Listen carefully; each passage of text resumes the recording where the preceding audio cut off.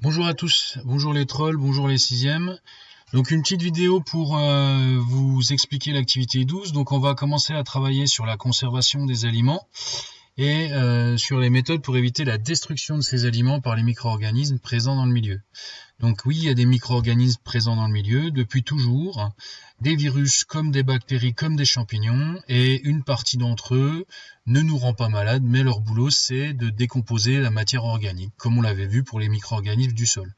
Donc il y a des micro-organismes qui sont décomposeurs et qui vivent aussi autour de nous, sur notre peau, dans le frigo, partout, qui sont principalement constitués de bactéries et de levures, et qui, si on les laissait faire, détruiraient aussi nos aliments. Donc à cette fin, on a la possibilité de mettre en place des solutions pour conserver les aliments, et c'est donc l'exercice d'aujourd'hui. Donc l'activité se présente sous forme de 4 questions avec les documents qui sont en dessous. Donc ça c'est le fichier activité 12 avec documents. Donc vous avez différents documents. Le document 2 il représente un graphique qui représente la vitesse de croissance en fonction de la température. Et vous avez 3 courbes, une bleue, une jaune, une rouge, avec des bactéries qui préfèrent le froid, c'est la bleue, des bactéries qui préfèrent les températures tièdes, c'est la jaune, et des bactéries qui préfèrent la chaleur, c'est la rouge. Chaque courbe vous représente une température mini et une température maxi avec un pic. Donc le pic, c'est là que la vitesse de croissance des bactéries est la plus importante, donc que le nombre de bactéries sera le plus important, par déduction. Et vous avez un pic pour chaque courbe avec une température mini à laquelle elles survivent et une température maxi à laquelle elles survivent. Donc ça représente en fait le développement de chaque type de bactérie en fonction de la température à laquelle on les met. Et ça a un lien avec la manière dont on va conserver les aliments par rapport à la température qu'on va appliquer aux aliments. Donc je vous laisse travailler dessus pour les questions.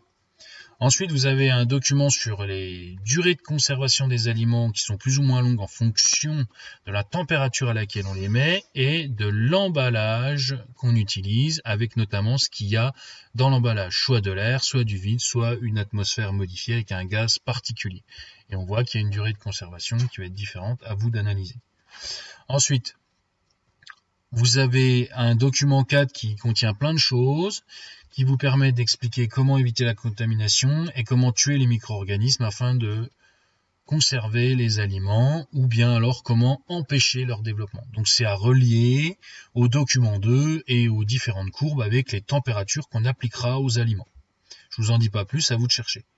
Et le dernier doc, c'est un document sur le fumage, donc il a disparu, je vais vous le corriger avant de vous le mettre, donc c'est le document 5, donc ce document 5, il représente la conservation par le fumage et aussi peut-être par la salaison. Voilà, donc avec ces documents, vous pouvez répondre à toutes les questions. Ensuite, vous aurez un document à remplir qui sera joint avec, où vous pourrez noter votre nom, votre prénom, votre classe dans les cadres et vos réponses. À la suite, vous m'enverrez ce document, soit en répondant au devoir par Pronote, soit sur mon mail, moureflorian@gmail.com.